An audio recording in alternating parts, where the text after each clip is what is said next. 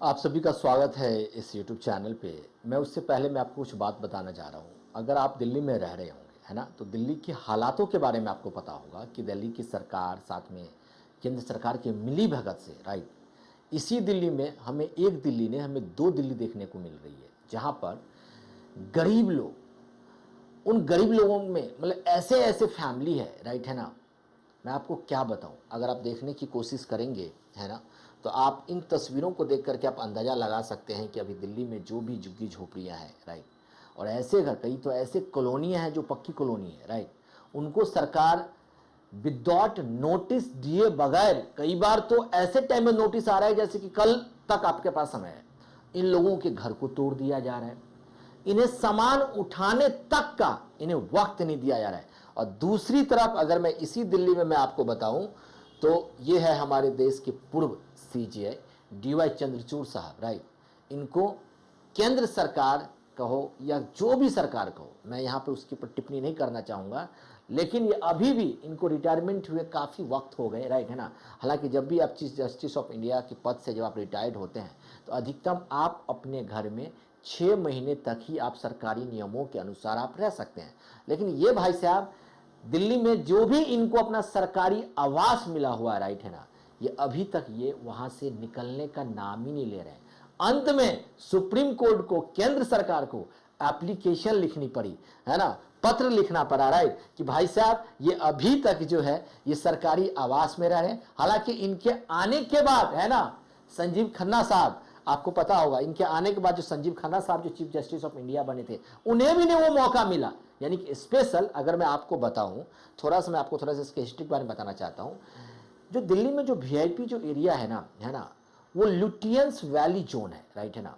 जितना भी है, जहां भी वीआईपी एमपी लोग रहते हैं, है ना, सीजीआई लोग रहते हैं, जो भी बड़े बड़े जो बहुत बड़े लेवल के जो ऑफिसर्स हैं, राइट है ना, यहाँ पे जो ना टाइप 1 से लेकर के टाइप 8 तक बंगला की कैटेगरी बना हुआ है, राइट है ना। अगर आप थोड़े से आप अच्छे हैं तो आपको टाइप 1 2 3 मिल सकता है, फिर उससे अच्छे हैं तो टाइप 4, उससे अच्छे हैं 5 पे। अगर आप बहुत सीनियर, बहुत आप मतलब कि समझ रहे हैं आप मैं क्या कहना चाह रहा हूं, तो आपको टाइप 6 मिलेगा, टाइप 7 मिलेगा।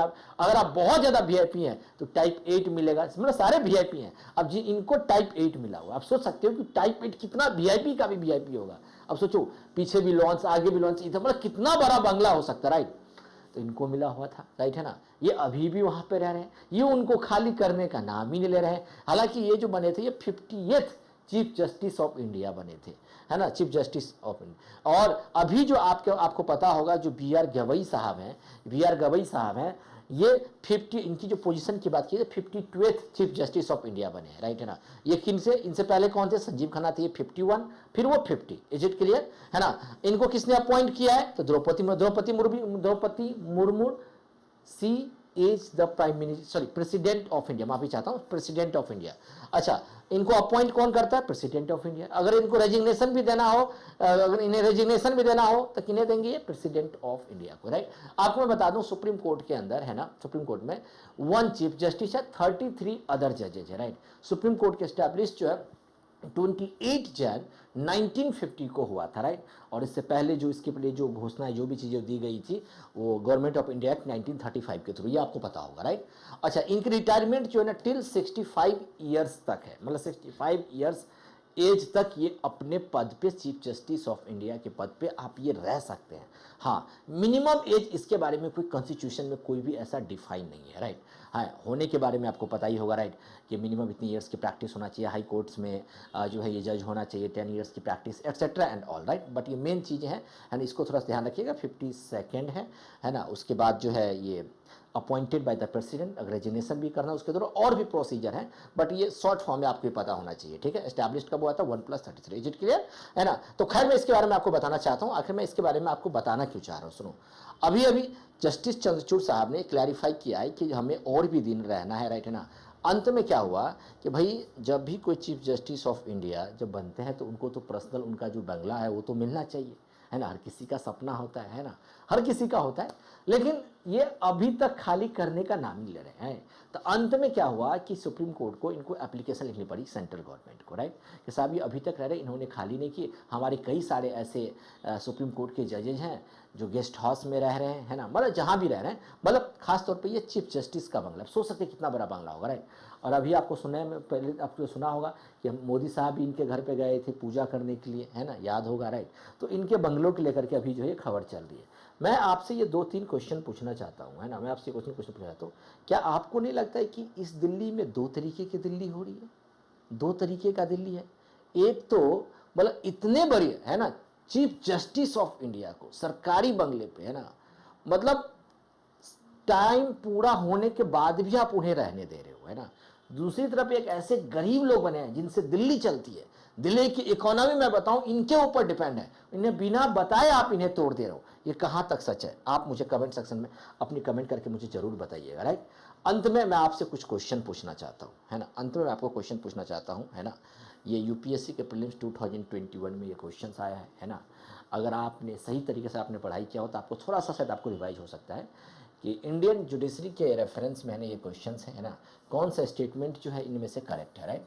क्या एनी रिटायर्ड जजेज ऑफ द सुप्रीम कोर्ट के जो भी रिटायर्ड जजेज होते हैं, क्या उसे कॉल्ड बैक किया जा सकता है to sit and act as a supreme court जजेज by the chief justice of India, है ना, chief justice India with the prior permission of the president of India?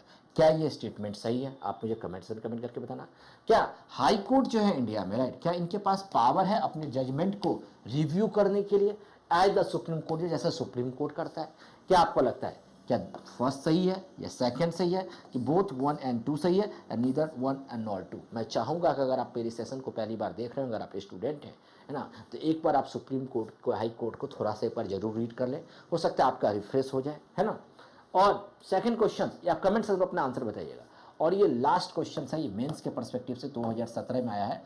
ये क्रिटिकली आपको एग्जामिन करना है कि सुप्रीम कोर्ट के जजमेंट्स को लेकर के, है ना, खास तौर पे NJAC national judicial appointment commission act 2014 को लेकर के, है ना, और साथ में रेफरेंस भी देना है टू अपॉइंटमेंट ऑफ जजेज of higher judiciary in India, है ना। इसका आंसर आप मुझे कमेंट सेक्शन में कमेंट कर सकते हैं, और साथ में चाहे तो 9643416444 पर भी आप हमें शेयर करते हैं। अच्छा लगा होगा तो ज़रूर आप चैनल को सब्सक्राइब कर सकते हैं, शेयर कर सकते हैं।